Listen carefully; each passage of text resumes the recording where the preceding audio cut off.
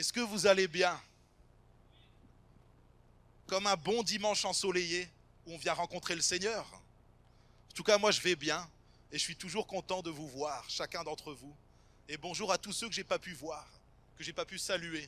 N'hésitez pas à venir me voir à la fin du culte, ça me fera plaisir de discuter avec vous. Vous savez que je suis un grand bavard, donc n'hésitez pas à venir me voir. Alors, on est dans la thématique à la recherche du bonheur. Et puis, pour illustrer cette thématique, ce matin, enfin ce midi aujourd'hui, on va prendre ça dans Matthieu au chapitre 5 et au verset 6. Heureux ceux qui ont faim et soif de la justice, car ils seront rassasiés. Comme je l'ai dit tout à l'heure, vous savez que je suis un gourmand et je n'ai pas choisi ce verset parce que ça parle de nourriture. C'est vraiment parce qu'on parle de la justice de Dieu et on parle d'être rassasié. Alors, quand on parle de la justice, je ne sais pas si pour certains d'entre vous, vous avez connu un vieux film dans les années 87. Ce film s'appelle Les Incorruptibles. Qui a déjà entendu parler de ce film? Ah, je vois pas mal de mains qui se lèvent, c'est bien. C'est pour tous ceux qui ont plus de 30-35 ans, je pense. Pour les plus jeunes, c'est d'autres choses, mais un bon film. En tout cas, un bon film à l'époque. Dans ce film-là, il y a quelques années, quand on m'aurait dit « faim et soif de justice », je vous aurais parlé de ce film directement. Pourquoi? Parce que dans ce film, en fait, c'est une histoire vraie qui nous parle de l'époque de la prohibition aux États-Unis. Et en fait, c'est durant les années 1930. Et puis pendant cette période, le gouvernement des États-Unis, en fait, s'est rendu compte que l'alcool était devenu un fléau national, à tel point qu'ils ont décidé d'arrêter la vente d'alcool. Toute la société était impactée par l'alcool, c'était quelque chose qui était vraiment grave, et ils ont décidé d'annuler, d'arrêter la vente d'alcool pour le bien du pays. Et pendant cette période, il y a des personnes qui se sont dit, tiens, voilà une bonne opportunité de se faire de l'argent, on va faire du trafic d'alcool, on va s'enrichir sur ce trafic, et en fait les gangsters et des mafieux se sont levés et ont pris d'assaut la vente illégale d'alcool. À cette époque-là, je ne sais pas pour certains, mais il y a un nom qui ressortait, je ne sais pas si vous le connaissez, il s'agit d'Al Capone. Peut-être que vous avez déjà entendu parler de ce grand mafieux qui a fait des dégâts durant cette période de la prohibition. Et en fait, le président des États-Unis, à l'époque, qui s'appelait Hoover, s'est dit ce n'est pas possible, alors qu'on a mis une interdiction sur la vente d'alcool, que des personnes outrepassent les lois, ne respectent pas la justice de notre pays, alors on va devoir faire appel à quelqu'un, un agent des services de la trésorerie américaine. Et cet homme-là avait la réputation d'être incorruptible. On disait de lui qu'il avait faim et soif de la justice. Et donc le président a décidé de faire appel à ses services pour enrayer la vente illégale de l'alcool et pour arrêter Al Capone. Et cet homme-là, bien sûr, a accepté volontiers. Sa faim et sa soif de justice étaient tellement connues que dès qu'on lui a proposé cette mission, il a dit oui tout de suite. Mais il savait qu'il était face à une armée. Il savait que seul, face à une armée de gangsters et de mafieux, ce n'était pas possible d'agir. Donc il a recherché des personnes qui étaient comme lui. Des personnes qui avaient faim et soif de justice. Des personnes qui étaient incorruptibles. Il a monté son équipe et en quelques années, lui et d'autres ont réussi à faire tomber le plus grand mafieux des États-Unis. Mais est-ce que c'est de cette justice-là que ce verset parle? Est-ce que c'est cette justice, la justice américaine, ou peut-être la justice française, la justice des hommes, dont Jésus parle dans ce verset? Mon premier point ce matin, c'est la justice. Et pour aller avec ce point, j'ai un petit verset là dans Deutéronome, au chapitre 32, et au verset 4 qui nous dit « Il est le rocher. Ses œuvres sont parfaites, car toutes ses voies sont justes. C'est un Dieu fidèle et sans iniquité. Il est juste et droit. » Déjà, rien qu'avec ce verset, on sait que Jésus ne parle pas de la justice de l'homme. Parce que la justice de l'homme commet des erreurs. Vous savez, aux États-Unis, ou même en France parfois, il y a des personnes qui vont être condamnées à la perpétuité. Et puis aux États-Unis, on l'a souvent vu, des personnes qui, après avoir fait 20 ou 30 ans de prison, en fait, ont été déclarées innocents. Avec des nouvelles preuves, en fait, la justice a dit, en fait, on s'est trompé. Et ces personnes ont fait 20, 30 ans de prison alors qu'ils ne le méritaient pas. Parfois, dans certains États aux États-Unis, il y a la peine de mort et c'est pareil. Il y a des personnes qui ont été exécutées et en fait, quelques années après, on s'est rendu compte qu'ils étaient innocents. Vous vous rendez compte du dégât? Avec Dieu, c'est pas pareil. Dieu est saint, Dieu est juste, et quand il émet un jugement, il n'y a aucune erreur dans ce qu'il fait. Toutes ses voies sont justes, il est droit et juste. À partir de là, on peut dire que quand Jésus parle de la justice, dans ce verset-là, il ne parle pas de la justice des hommes. Alors, il y a 3 points que je voudrais partager avec vous ce matin dans le point de la justice. C'est la justice légale, qu'on appelle aussi la justification. Romains chapitre 5 et au verset 18 et 19 nous dit « Ainsi donc, comme par une seule offense, la condamnation a atteint tous les hommes, de même, par un seul acte de justice, la justification qui donne la vie s'étend à tous les hommes. Car, comme par la désobéissance d'un seul homme, tous ont été rendus pécheurs, de même, par l'obéissance d'un seul, beaucoup seront rendus justes. » Un autre texte dans Romains au chapitre 5 qui nous dit « Ainsi donc, déclarés justes sur la base de la foi, nous avons la paix avec Dieu par l'intermédiaire de notre Seigneur Jésus-Christ. » La justification, c'est placer sa foi en Jésus-Christ, accepter qu'il soit notre Sauveur et notre Seigneur, et accepter notre condition de pécheur et demander à Jésus de pardonner nos péchés. Et à ce moment-là, nous allons être rendus justes, nous allons être justifiés par notre Sauveur Jésus-Christ. La Bible nous dit que tous ont péché et tous sont privés de la gloire de Dieu. Aucun homme sur terre ne peut se justifier lui-même. Aucun homme sur terre peut dire « Moi, je n'ai jamais péché. Moi, je suis irréprochable. » Peut-être que tu es quelqu'un de gentil dans la vie, qui ne fait pas de mal aux gens. Mais tu as déjà péché d'une façon ou d'une autre. Tu as péché, tu es pécheur. La Bible nous dit que tous ont péché, alors nous sommes tous pécheurs. Que ce soit un petit mensonge, une petite critique, peu importe ce que tu as fait dans la vie, tu as commis des péchés et nous sommes tous privés de la gloire de Dieu. Mais merci Seigneur, en Jésus-Christ, nous pouvons être rendus justes. Il y a après ça la justice sociale. On va voir que la justice sociale, pendant des siècles et des siècles, pendant des milliers d'années, les Juifs ont essayé de pratiquer cette justice par eux-mêmes, par leur propre force. Et encore dans Romains au chapitre 9,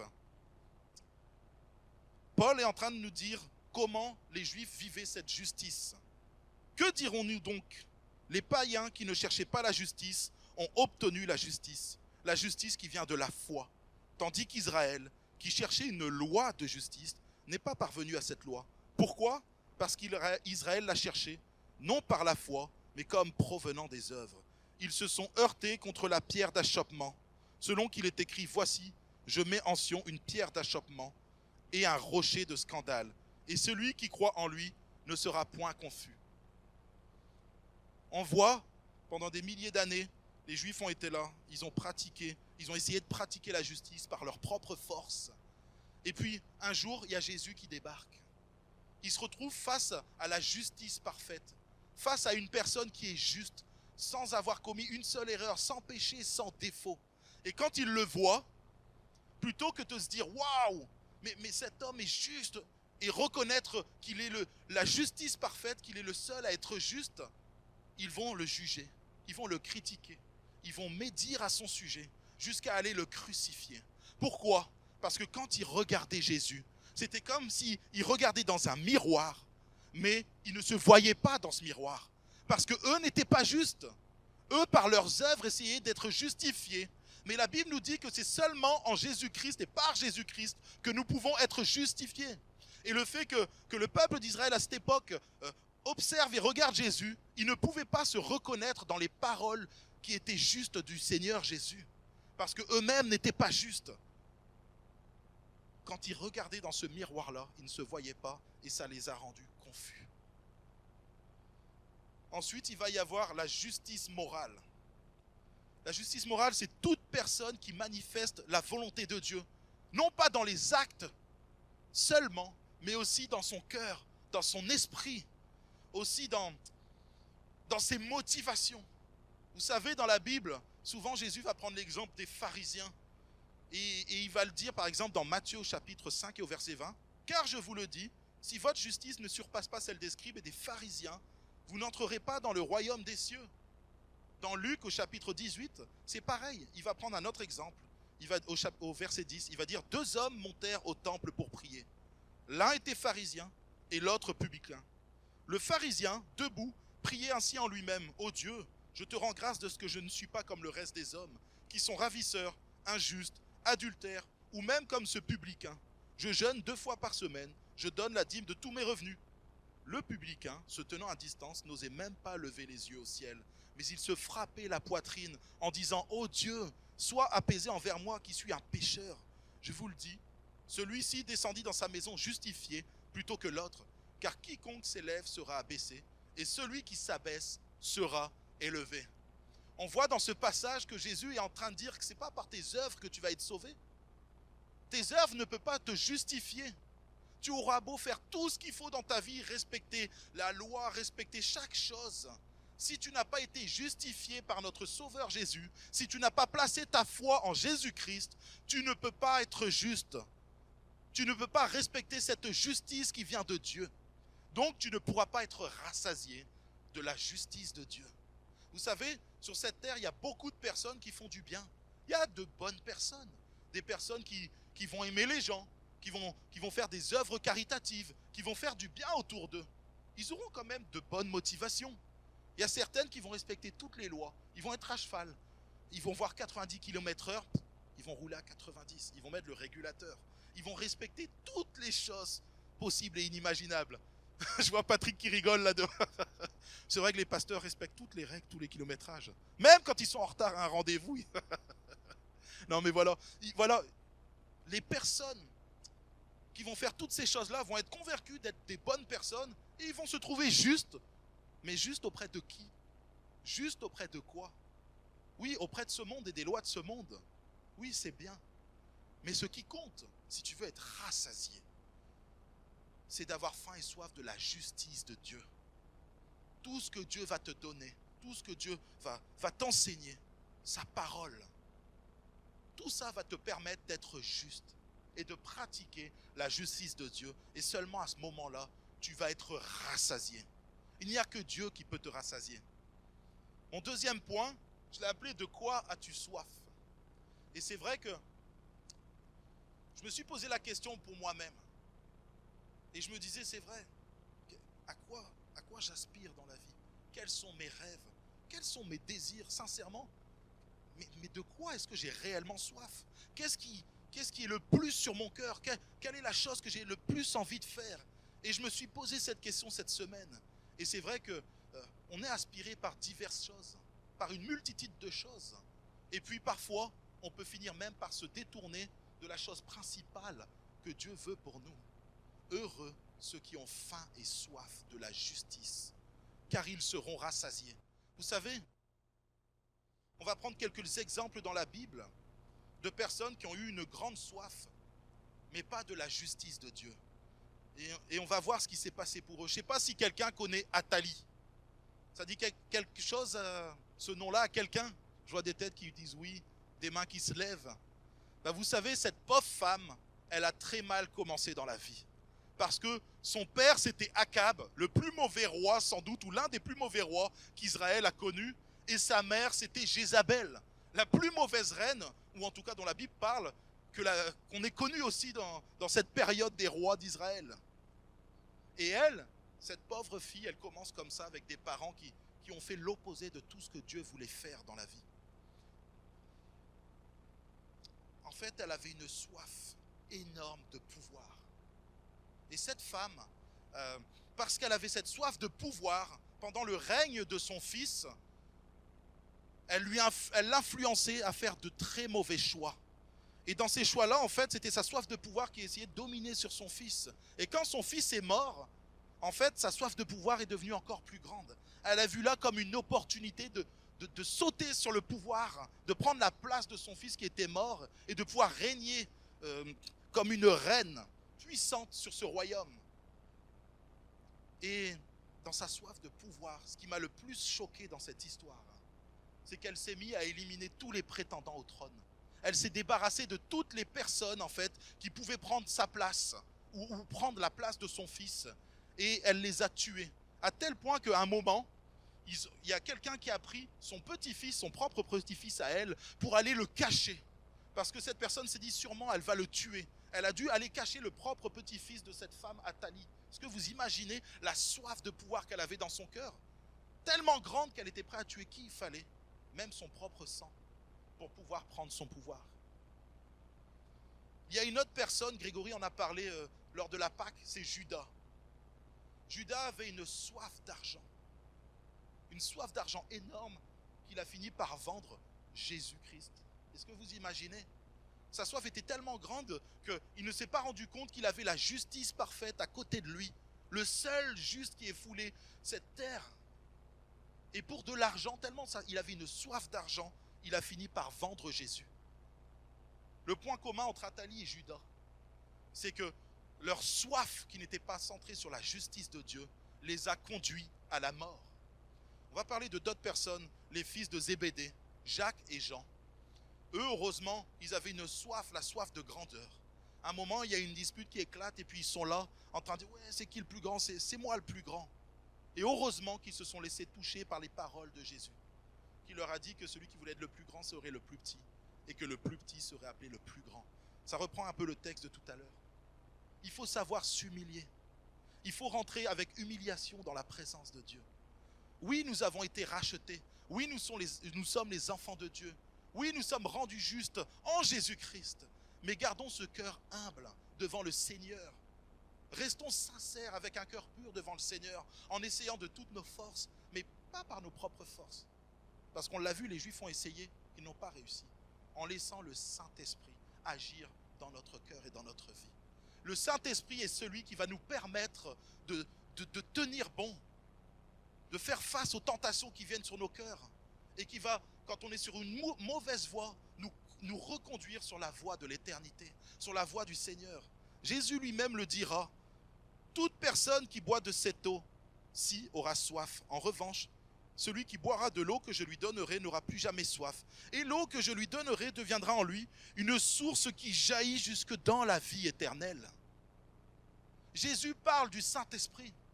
Il est en train de parler à une Samaritaine à ce moment-là, et puis elle est en train de puiser de l'eau au puits, et puis Jésus s'approche d'elle, et il lui dit ces phrases-là.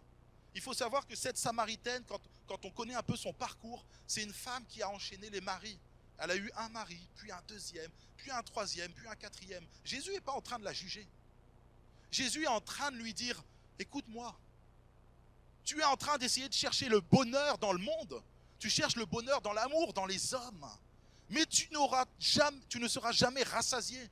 Tu auras toujours soif. Mais moi, ce que je te propose va étancher ta soif.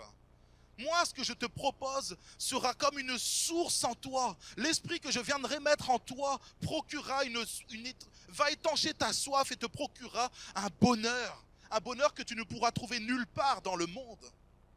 Vous savez, il y a quelques semaines, je parlais avec un homme voilà, qui est en couple. Et puis, il m'appelle comme ça et il me dit, tu vois Laurie, en ce moment je suis pas bien, j'ai arrêté de lire ma Bible. J'ai arrêté de prier, c'est fini. Je dis, ah bon, mais pourquoi, comment ça, qu'est-ce qui se passe? Et cet homme, il me dit, ouais, en fait là en ce moment ça va mal avec ma femme, donc moi je lâche tout. Je lui dis, d'accord. Et j'essaye de l'amener à comprendre ce qui se passe. Et je lui dis, donc en fait, tu es en train de me dire que ton bonheur dépend des circonstances de ta vie. En fait, ton bonheur est basé sur ta femme. Mais sache que ta femme, elle peut fauter.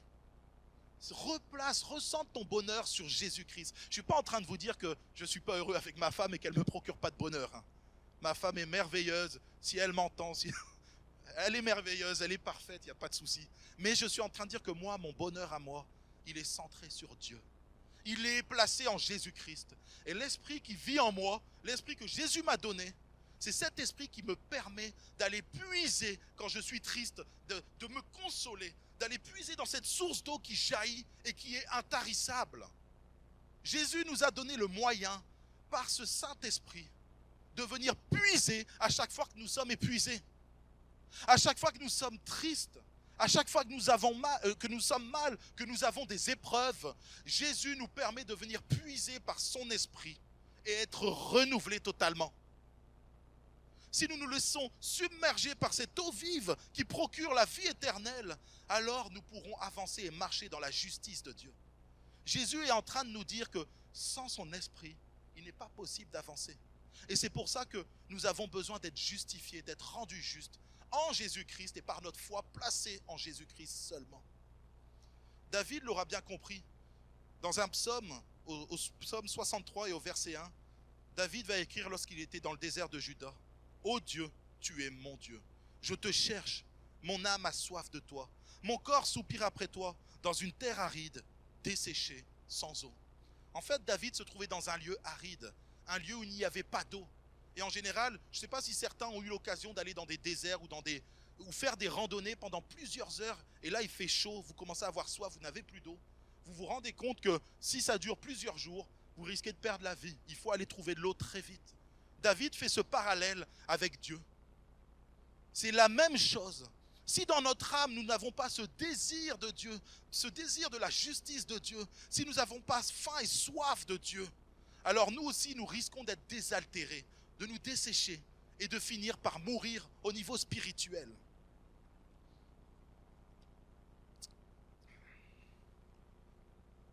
Peu importe ce que nous cherchons dans la vie, peu importe la force ou l'intégrité que nous allons mettre, si ce n'est pas en Jésus, nous allons nous fatiguer et nous ne serons jamais rassasiés. Vous savez, je connais une personne qui marchait avec le Seigneur il y a plusieurs années en arrière, quelqu'un qui est proche de moi. Et en fait, à un moment, il s'est écarté du Seigneur. Ça fait déjà plusieurs années. Et il est parti dans le monde. Il a commencé à faire la fête et à vivre selon ce monde. Et vous savez, alors que dans la période où il était proche du Seigneur, on le voyait heureux, épanoui. Il vivait des moments de bonheur. Quand il a arrêté d'avoir faim et soif de la justice de Dieu, il a fini par s'écarter de Dieu. Cet homme aujourd'hui vit une vie vraiment de débauche. Il cherche à être heureux. Quand j'ai les peu de discussions que j'ai avec lui, cet homme sincèrement veut être heureux. Il cherche le bonheur. Il fait la fête. Il est tout le temps en voyage. Il part tout le temps, il voyage, il fait des choses. On le voit en photo, c'est des choses formidables. Mais dès qu'il revient à la réalité, dès qu'il est revenu à sa vie normale, il y a un vide dans son cœur. Il y a un vide, une tristesse. Et cet homme-là est malheureux. Il a déjà essayé de mettre fin à ses jours. Que le Seigneur vraiment touche son cœur et lui rappelle que quand il était dans ses voies, quand il marchait selon la justice de Dieu, cet homme-là était dans le véritable bonheur. Mon troisième point, c'est le bonheur dans la justice. Jésus va le dire dans Matthieu au chapitre 6 au verset 33. Cherchez premièrement le royaume et la justice de Dieu, et toutes ces choses vous seront données par-dessus tout. Tout ce que nous avons besoin dans la vie, si nous mettons Dieu en premier, si nous essayons de pratiquer sa justice avec l'aide du Saint-Esprit, tout ce que nous avons besoin, Dieu nous le donnera. Il nous donnera tout ce que nous avons besoin. Il prendra soin de nous.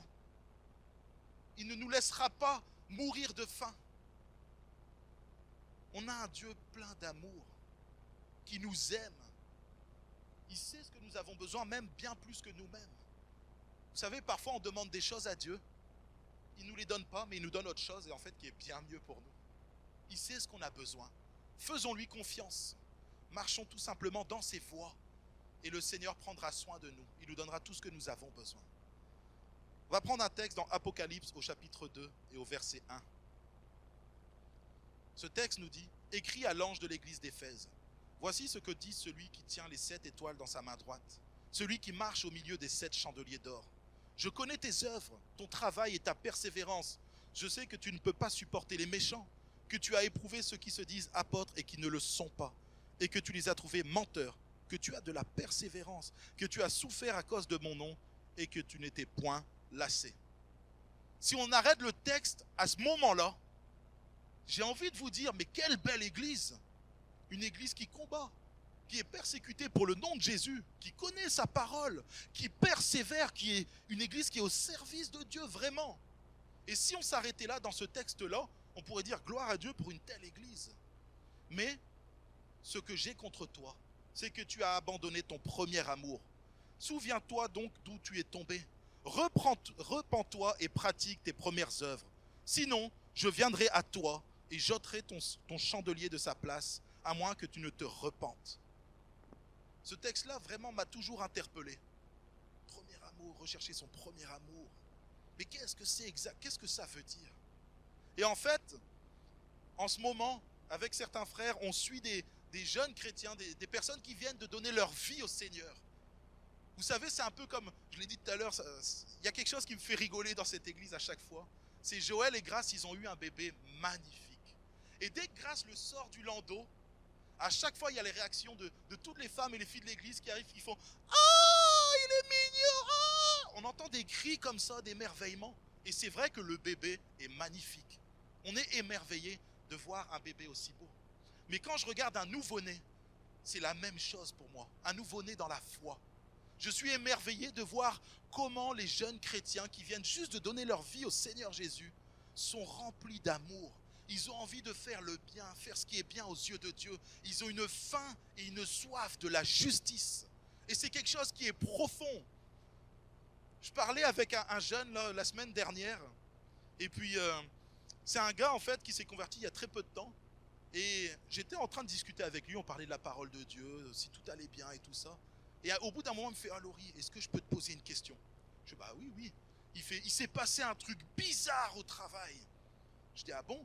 Il fait « Oui, avant j'avais l'habitude de mettre dans mon sac les boîtes de masques qui étaient à disposition des salariés. Je les prenais et puis pour moi c'était comme ça. » Il dit « Mais à ce moment-là, j'ai commencé à comme d'habitude mettre la boîte dans mon sac. » Il dit « Laurie, j'étais comme bloqué. Je ne pouvais plus faire un pas. Il y avait quelque chose à l'intérieur de moi qui m'empêchait d'avancer, de continuer. » Il dit à tel point que j'ai dû ouvrir mon sac et le reposer. J'étais pas bien. Est-ce que c'est normal? Donc moi, j'ai rigolé un peu quand il m'a dit ça. Et je lui ai dit que c'était normal. Je lui ai dit que parce qu'il avait été justifié, Dieu avait fait de lui le corps du Saint-Esprit, le temple du Saint-Esprit. Et parce qu'il était rempli du Saint-Esprit, le Saint-Esprit allait le faire marcher dans la justice, non pas la justice des hommes, mais la justice de Dieu. Et du coup, ce jeune était travaillé, il me disait, dès que je veux faire quelque chose qui n'est pas bien, je me sens repris. Et je lui ai dit, c'est tout à fait normal. Dieu est avec toi. Il t'a donné son Esprit Saint. Et parce que son Esprit Saint est en toi, il te fera marcher dans la justice de Dieu. Pareil, quand on est jeune converti, on a faim et on a soif. Vous savez, quand on ne nourrit pas un bébé, je pense que le bébé de Joël est Gracie, il n'est pas nourri, il va se mettre à pleurer. Il va se mettre à pleurer, il va dire qu'il a faim. Un nouveau-né, c'est pareil. Il y en a un qui m'a appelé cette semaine et on discutait de choses et d'autres. Et puis à un moment, je voyais qu'il était un peu tard. Et je me suis dit, je ne vais pas trop le déranger, le pauvre. Il a une vie derrière et tout ça. Et je lui dis, bah écoute, on va raccrocher parce que voilà, t'as une vie et puis il faut vraiment que tu... Il fait, non, non, non. Il dit, quand on parle des choses de Dieu, il faut prendre son temps. En fait, je me suis retrouvé avec ce jeune qui voulait plus raccrocher. Du coup, c'était moi qui étais fatigué. Bon, on a parlé encore et encore jusqu'à qu'il soit rassasié.